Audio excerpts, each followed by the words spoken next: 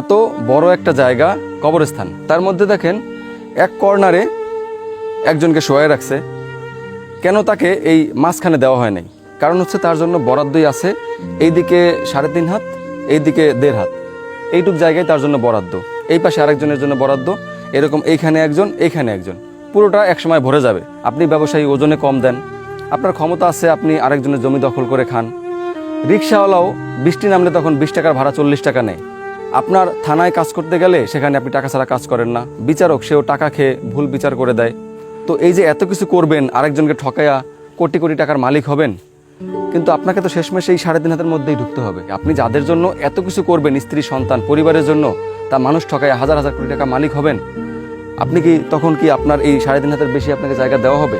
তার বেশি জায়গা দেওয়া হবে না, এবং আপনার এই কুকর্মের ভার আপনার স্ত্রী, সন্তান কেউই নেবে না। তো এই কারণে প্রত্যেকেরই সাবধান হওয়া প্রয়োজন যে আপনার জন্য বরাদ্দ আছে এই 3.5 হাত জায়গা। পৃথিবীতে যতদিন আছেন একটু ভালোভাবে, ভালো মানুষ হয়ে একদম সৎ পথে থেকে উপার্জন করবেন, সৎ পথে থেকে জীবন ধারণ করবেন।